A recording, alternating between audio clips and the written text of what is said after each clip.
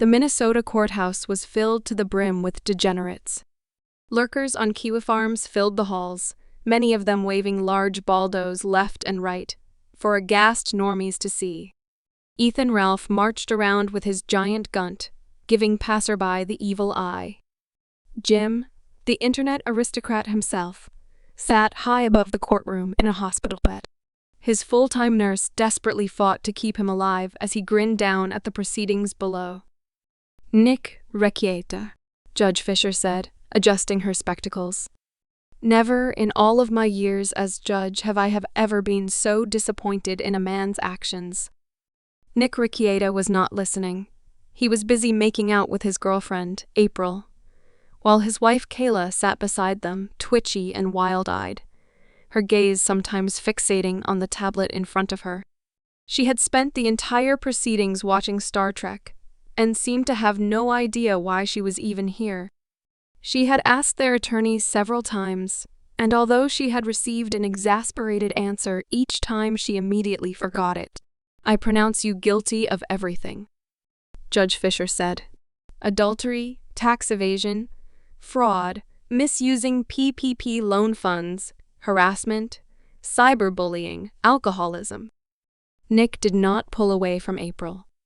"You will spend the rest of your life in prison, Judge Fisher, with a man I am told you know very well, Fleece Johnson."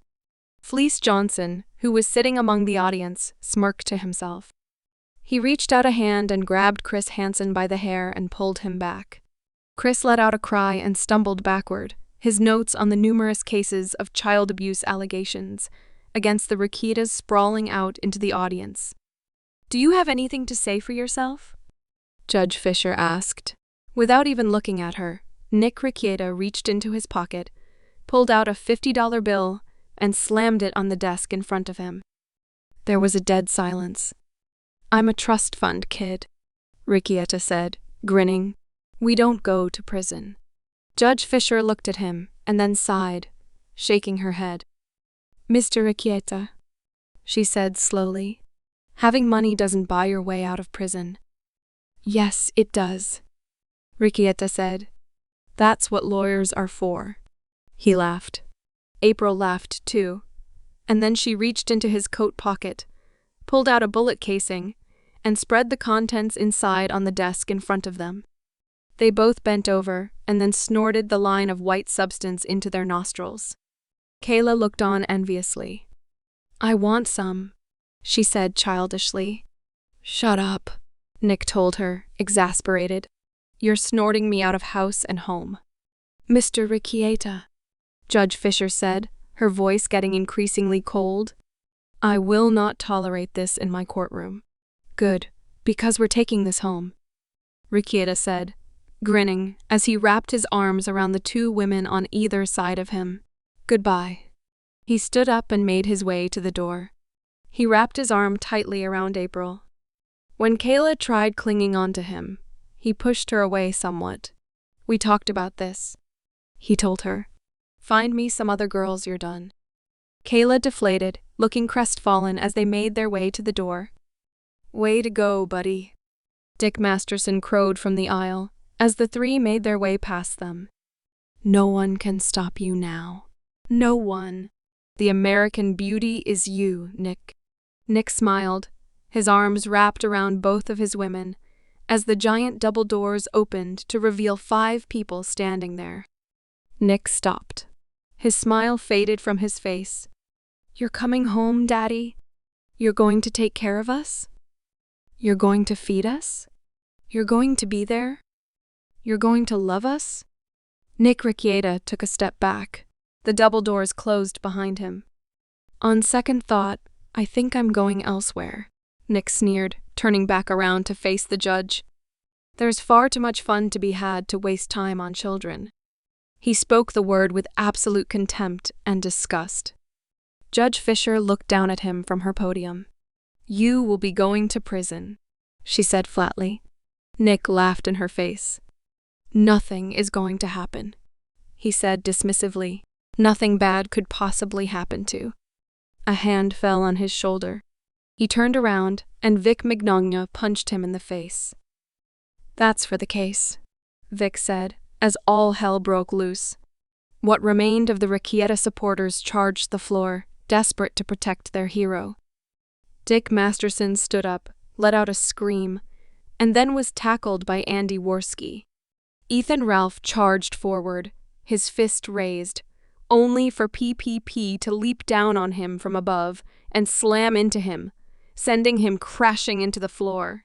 "You Nick?" Drexel called from outside the double doors. "I'll take good care of your .ac." Pandemonium reigned for a good minute or so. It was so intense that Alyssa Clips would re-upload the entire thing to YouTube and make $1 million off of it. When the dust was settled, Nick sat pinned down by Josh Moon, screaming at the top of his lungs as April was taken away from him. Detractors thought it would be funnier to keep Kayla close to him. "No!" April screamed, struggling wildly as she fought and kicked at the man who had grabbed her. "I love him." "You do know that he's been fined more money than he can possibly pay, right?" Harmon Smith told her.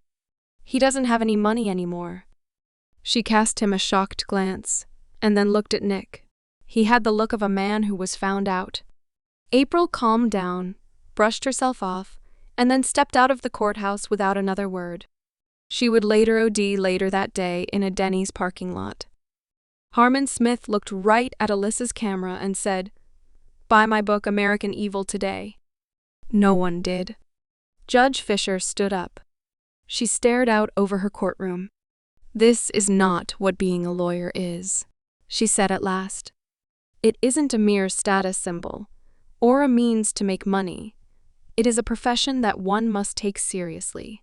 She stepped down to where Rekieta was laying. "And you, sir, are completely incapable of taking anything seriously," Fisher said. Rekieta smirked at her. "What are you going to do, Judge?" he asked. "If you put me in prison, that will just give me more street cred." Fisher stared at him. "You believe this is happening to you because of some government conspiracy," she said. "I suppose the only way to properly humiliate you is to make it true." She nodded to the bailiff. "Bring him in." The bailiff stepped into the other room. The room fell into a dead silence. Minutes later, the sound of a wheelchair hit their ears, and the old man was brought into the room. "President Joe Biden," Rekieta said, shocked as Biden blinked down at him. He was so senile and so delusional that he didn't even realize where he was or what he was doing.